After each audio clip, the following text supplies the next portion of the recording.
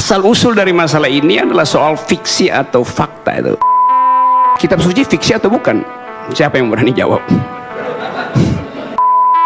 Kalau saya pakai definisi bahwa fiksi itu mengaktifkan imajinasi, kitab suci itu adalah fiksi. Assalamualaikum warahmatullahi wabarakatuh. Yuk, take.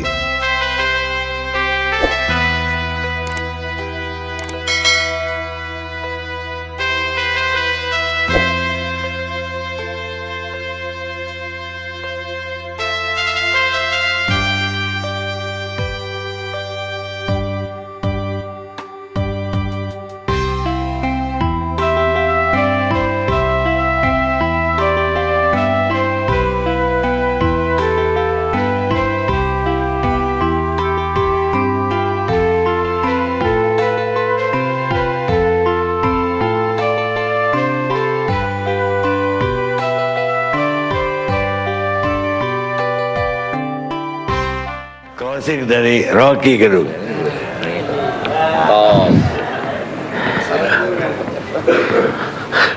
Oke,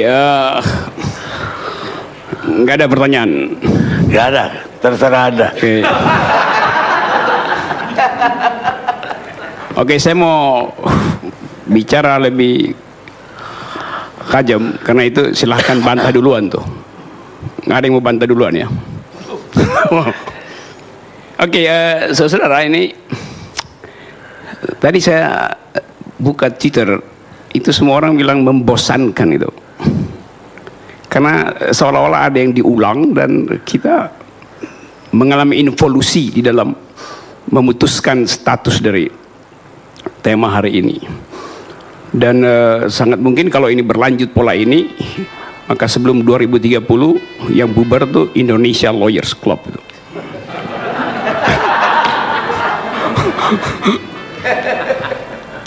Saya mulai pelan-pelan ya buat cari cara itu. Asal-usul dari masalah ini adalah soal fiksi atau fakta itu. Dan itu sebetulnya permulaan yang buruk, karena waktu kita sebut fiksi, di kepala kita adalah fiktif. Fiction itu kata benda, yaitu literatur. Selalu ada pengertian literatur di dalam kata fiksi. Tapi karena dia diucapkan dalam satu forum politik, maka dia dianggap sebagai buruk. Fiksi itu sangat bagus. Dia adalah energi untuk mengaktifkan imajinasi. Itu fungsi dari fiksi itu. Dan kita hidup dalam dunia fiksi lebih banyak daripada dalam dunia realitas. Fiksi lawannya realitas, bukan fakta. Jadi kalau Anda bilang itu fiksi lalu kata itu jadi pejoratif, itu artinya kita menginginkan anak-anak kita tidak lagi membaca fiksi. Karena udah 2 bulan ini kata fiksi itu menjadi kata yang buruk. Kitab suci fiksi atau bukan? Siapa yang berani jawab? Kalau saya pakai definisi bahwa fiksi itu mengaktifkan imajinasi, kitab suci itu adalah fiksi. Karena belum selesai, belum tiba itu. Babat Tanah Jawa itu fiksi.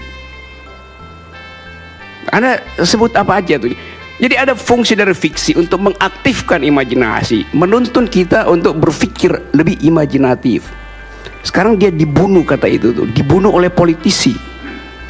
Bayangin, Prof, informatif Prof. Bisa nggak fiksi itu menjadi hal yang untuk tumpuan prediksi, Prof? Informatif itu. lebih dari itu. Bahkan bukan untuk prediksi, tapi untuk destinasi. Jauh dari itu, bukan sekedar Anda bikin prediksi. Anda percaya pada fiksi dan Anda dituntun oleh kepercayaan itu. Bisa tiba nggak bisa tiba. Gimana caranya? Itu fungsi kitab suci. Anda percaya kitab suci. Kenapa Anda abaikan sifat fiksional dari kitab suci? Kan itu bukan faktual, belum terjadi. Dan Anda dituntun oleh dalil-dalil dalam kitab suci, bukan sekedar prediksi itu. Nah, saya mau terangkan itu supaya kita selalu punya semacam stok argumentasi sebelum disesatkan oleh pembulian politik. Dari sekarang kita mesti pastikan bahwa fiksi itu baik, yang buruk itu fiktif. Bisa bedain nggak tuh? Diada-adain, diakal-akalin. Kalau saya bilang kitab suci itu fiktif, wah besok saya di penjara tuh. Tapi kalau saya bilang itu fiksi, saya punya argumen. Karena saya berharap terhadap eskatologi dari kitab suci. Tunggu Prof, saya Ya, silakan. kurang paham saya ini. Kitab suci sebagai satu hal yang fiksi itu penuh tanda tanya buat saya ini. Oke, saya jawab sekarang supaya tanda tanya itu hilang. Karena sama sekali. jangan sampai nanti ini menjadi satu hal yang terjadi kesalahpahaman. Saya tahu akibatnya, karena itu saya terangkan supaya nggak jadi dicari-cari jadi delik. Saya ngerti dari awal itu problem itu. Kalau saya tanya sekarang kitab suci itu fiksi atau fakta, Anda mau jawab apa? Is it factual? Enggak. Jadi kesalahan kita memakai kata fiksi itu untuk dibully sehingga seolah-olah fiksi itu buruk. Prof, Pak Rocky, kalau bicara Pak kitab Rocky. suci kita bicara keyakinan, Prof. Tapi Ya, kalau justru itu. bicara buku, masalah buku yang fiksi, saya mungkin masih bisa memahami. Tapi kalau kita bicara masalah kitab suci, kemudian Prof katakan ini sesuatu yang fiksi atau apalah itu yang sifatnya fiktif, saya agak keberatan kalau itu Tentu saja Anda keberatan karena keburu preteks bagaimana ini, Anda Prof? tentang Tolong fiksi bisa- itu bisa- berbahaya. Jadi bisa diperjelas secara detail supaya jangan terjadi kesalahpahaman lagi nanti, Prof. Coba jangan tanya dulu, saya terangkan dulu dalam 2 menit supaya potensi Anda bertanya saya selesaikan dulu ya. Kenapa kata fiksi itu kemudian Anda takut untuk diucapkan terhadap kitab suci? Karena selama ini kata fiksi itu dibebani oleh kebohongan, seolah fiksi itu bohong gitu. Tadi saya katakan bohong itu fiktif. Dalam bahasa Indonesia kita bilang fiktif, artinya itu angka fiktif, bohong. Tapi fiksi energi untuk tiba ke telos yang di depan itu. Kitab ingin tiba di telos, ujung dari kitab suci itu adalah harapan, janji, dan itu sifatnya fiksi. Baik atau buruk? Baik.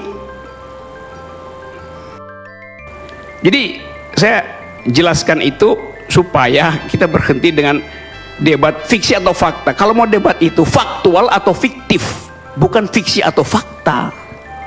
Selama ini Twitter itu, media sosial kita dibikin dungu oleh mereka yang tak paham tentang makna dari kata fiksi, fiction itu. Mahabharata itu fiksi, bukan fiktif. Orang akan marah. Pak Roy. Oke, silakan Roy jawab. Saya sebagian memahami argumen Anda tentang fiksi. Pak Rocky maksudnya. Pak Rocky. Oh, iya. Pak Rocky. Iya. Kalau saya jawab wayang lagi nanti. Nanti Enggak apa-apa. Ini bagus, saya suka. Saya tiba-tiba harus kembali ke kelas-kelas filsafat karena beliau adalah sebagian pemahaman saya yang sederhana tentang argumen Anda mengatakan kitab suci itu adalah fiksi, pada titik tertentu saya bisa pahami. Tapi saya tidak tahu argumen tentang ini Anda bangun pada kitab suci yang mana. Hati-hati. Tentu saja saya mencoba untuk memahami apa yang Anda katakan. Tapi di dalam agama kami di Islam, fiksi yang saya katakan tadi sebagian saya pahami, dalam kenyataannya terbukti dalam kehidupan kami sebagai Muslim. Jadi dia bukan fiksi lagi, dia sudah menjadi sebuah fakta. Jangan katakan bahwa saya tidak paham yang Anda maksud. Saya paham yang Anda maksud. Oke, saya paham warna kalimat Anda kemana tuh. Dan jangan coba-coba jebak saya dengan Enggak, cara sama itu. sekali saya tidak menjebak Oke, Anda. karena itu Dijawab saja, Prof. Jangan dibawa ke situ seakan-akan saya akan menjebak Anda dengan sesuatu yang akan menyudutkan Anda. Nggak boleh gitu dong. terangkan ya, di Ini mana diskusi jebakannya dong. tuh. Anda Ini diskusi. tadi minta kitab suci yang mana? Saya tidak jawab. Saya Ya, bilang karena kitab saya suci. tidak mengerti kitab suci yang lain. Makanya saya tidak mau menyentuh kitab suci yang lain. Yang saya sebutkan adalah kitab suci saya, yaitu Islam, yaitu Al-Quran. Saya tidak akan menyebutkan yang lain. Dan Anda mengatakan kitab suci, Anda seakan-akan menyamakan semuanya. Saya tidak sedang menjebak Anda, tapi saya bertanya pada bagian mana yang Anda maksud. Yang saya pahami itu yang saya sampaikan. Sekali lagi, saya tidak berada pada wilayah yang Anda sebutkan. Anda keliru sama sekali tentang itu. Kali ini saya debat Anda, Prof. Bukan Prof. Sekali ini saya debat Anda, Pak Rocky, karena baca pikiran Anda yang saya sukai. Tapi kali ini saya debat Anda. Oke, saya terangkan ya. Waktu saya memilih kata kitab suci, dengan sendirinya saya menghindari menyebut nama kitabnya tuh. Seharusnya Anda paham itu, Anda tahu. Nggak bisa, Yes, Pak Rocky. Ngapain jutanya? Loh, nggak bisa dong, karena Anda mencoba memulainya, maka kemudian saya mulai juga dengan mengatakan Iya, yang oke. saya pahami adalah kitab suci Ya saya. udah, nggak apa-apa, you pahami itu. Tapi kemudian Anda mengatakan bahwa jangan jebak saya. Oh enggak, Anda berpikir negatif dulu kepada saya saya. kira pertanyaan Anda udah keluar, biar dia jawab. Tapi kalau enggak, Anda berdua Ya. bersiaran namanya, bukan bersiaran. Oke ya, saya lanjutkan ya. Jadi bagi saya, fiksi itu kreatif. Sama seperti orang beragama, kreatif. Dia menunggu eskatonnya. Dia menunggu telosnya tuh. Anda ucapkan doa, sebetulnya Anda masuk dalam energi fiksional. Karena Anda pupuk harapan bahwa dengan untayan doa itu Anda akan tiba di tempat yang indah. Begitu fiksi bekerja. Lalu, bisakah itu disebut sebagai keyakinan? Bisa. Di dalam agama, fiksi itu adalah keyakinan. Di dalam literatur, fiksi adalah energi untuk mengaktifkan imajinasi. Kimianya sama. Orang berdoa dan baca novel, kimianya sama, di dalam tubuh sama, jenis hormon yang diproduksi sama.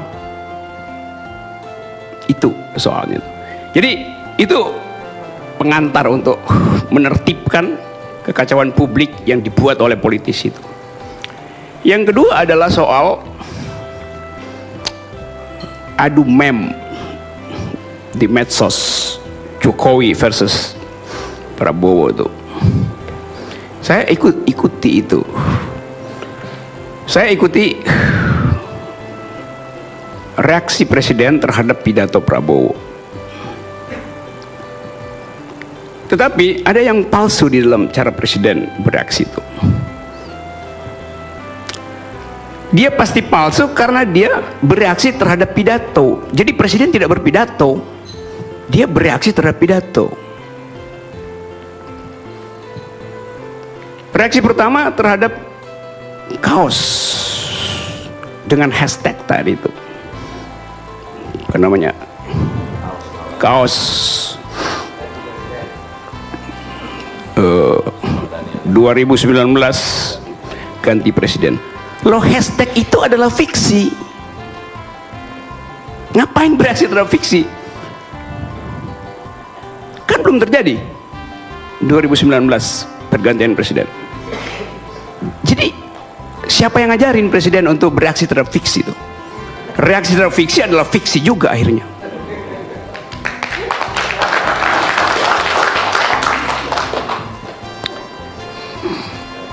Tetapi kita bisa baca bahwa kalau orang bereaksi terlalu keras terhadap sesuatu yang fiksional, itu ada problem di dalam stabilitas psikisnya itu.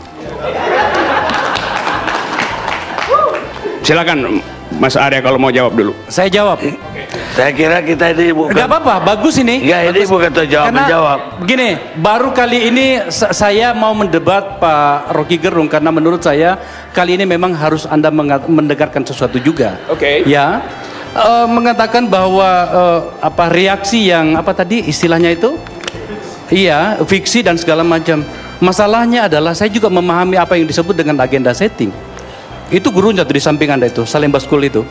Effendi Ghazali mengajarkan saya itu. Jadi fiksi kemudian itu yang Anda minta untuk tidak kita tanggapi secara berlebihan, itu sebenarnya adalah sebuah agenda setting. Dan agenda setting itu adalah untuk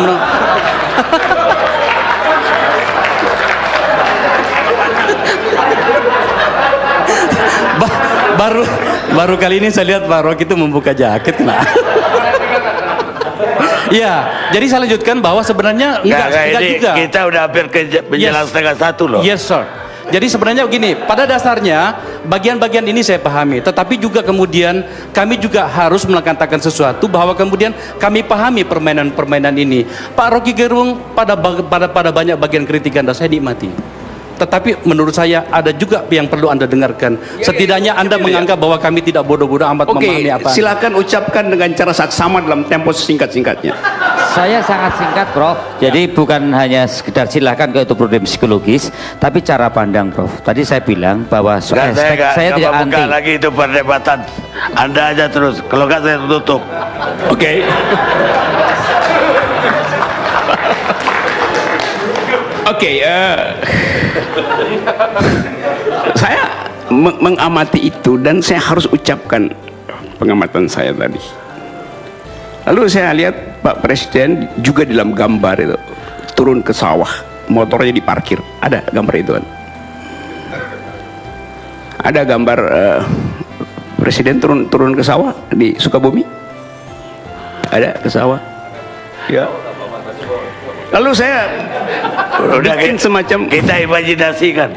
justru itu saya imajinasikan ada. Prof, kok minta gambarnya tapi ngeliriknya ke ini, minta gambarnya tapi ngeliriknya ke Oke. sini. Ini, Karena ini itu maksudnya apa ini? Produsen gambar tuh.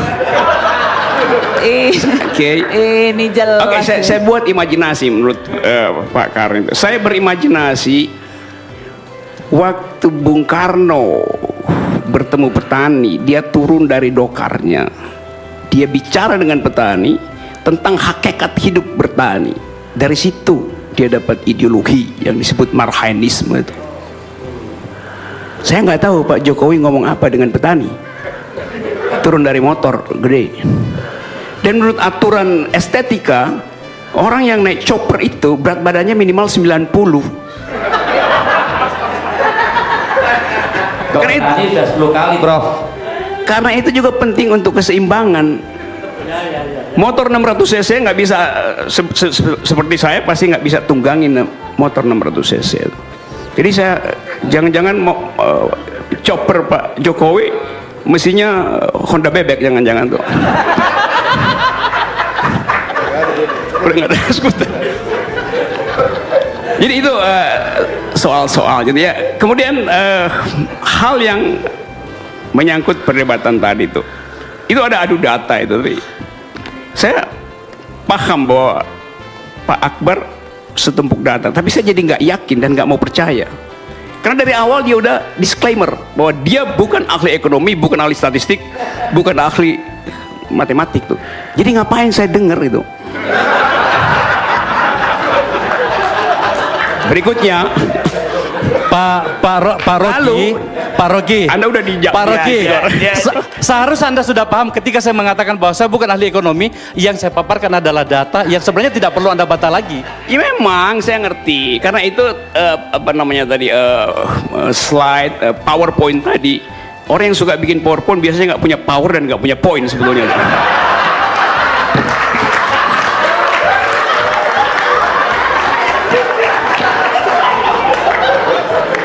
Bang Karni, saya Apalagi komen dikit, tadi? Prof, komen dikit. Sudah ada no. Bukan saya cuma komen Nggak bisa, saya bahwa menganggap- logikanya keren. Logikanya keren. Iya karena kita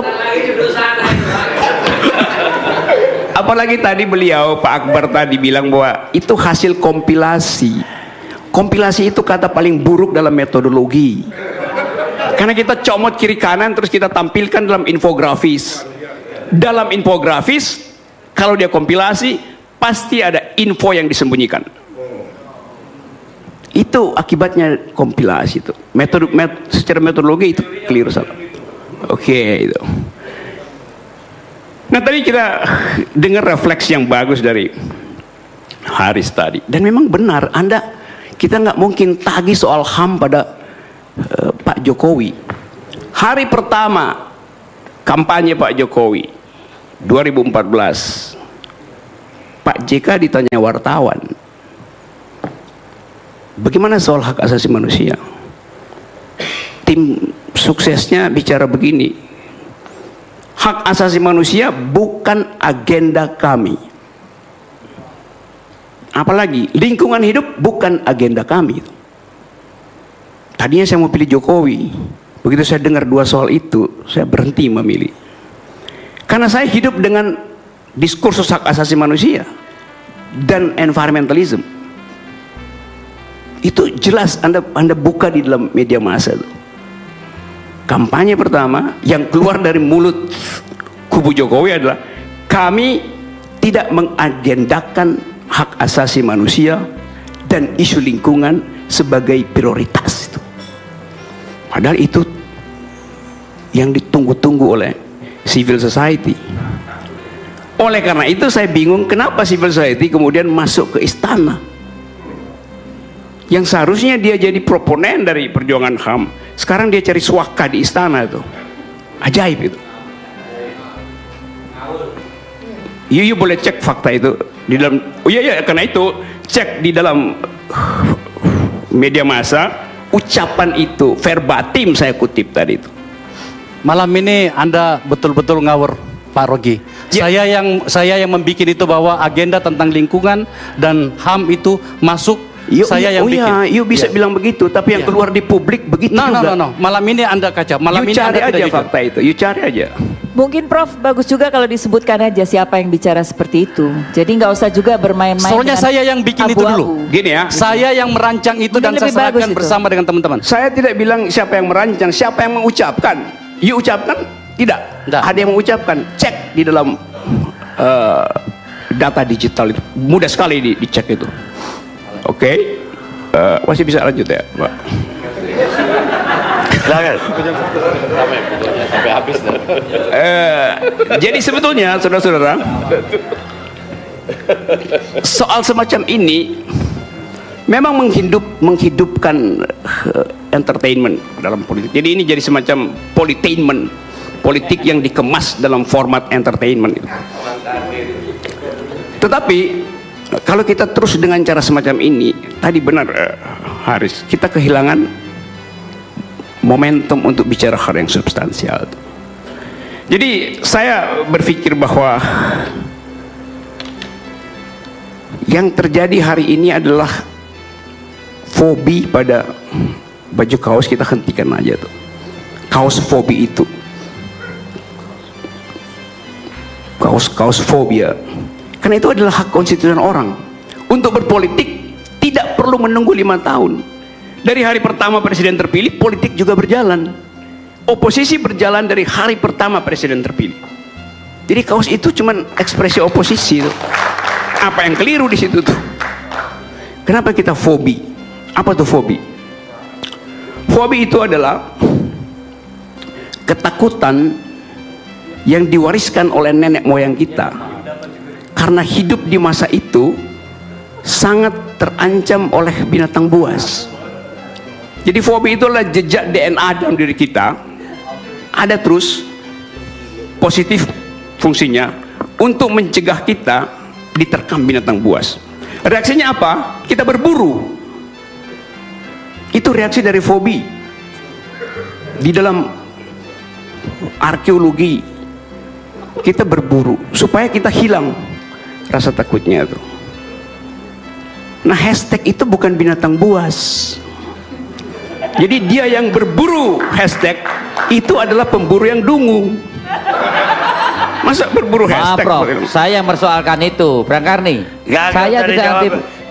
Biar Ya itu pendapat Prof, tapi kita punya cara pandang sendiri. iya, Saya boleh. tidak Dia anti juga- kalimat dia itu. juga bebas berpendapat dong.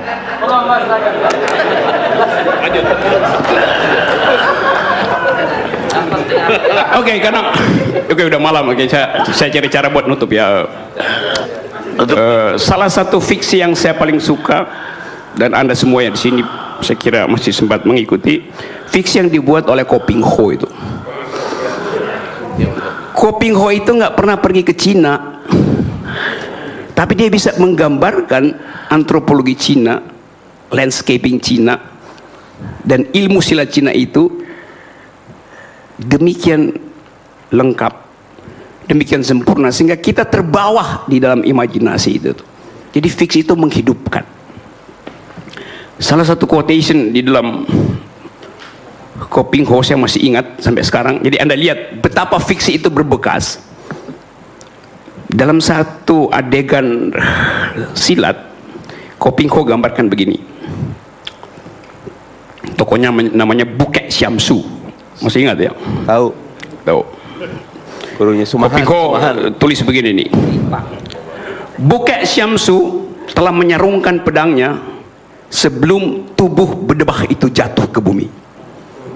Jadi saya bayangkan waktu saya masih SMP, secepat apa besutan pedangnya Bukek Syamsu sehingga dia sudah menyarungkan pedangnya baru tubuh berdebah itu jatuh ke bumi. Kalau orang bertanya, siapa Bukek Syamsu? Siapa tubuh berdebah itu? Tunggu 2019. Terima kasih. Ini bukan pengamat. Ini pendapat politisi Bang Karni. Ini politisi bukan pengamat Bang Karni. Pemirsa, satu hal yang saya setuju dengan Rocky Gerung, bahwa kita sudah lama sebetulnya menguburkan fiksi. Kita menguburkan ideologi juga sudah lama. Ideologi pun fiksi. Jadi kalau Anda menangani diri Anda, pakailah pikiran Anda. Tapi kalau Anda menangani orang lain, pakailah hati Anda. Dan itu yang tidak terjadi. Tapi itu kata-kata Ellen Sanor Roosevelt, istri Eleanor Roosevelt, istri Franklin, Presiden Amerika.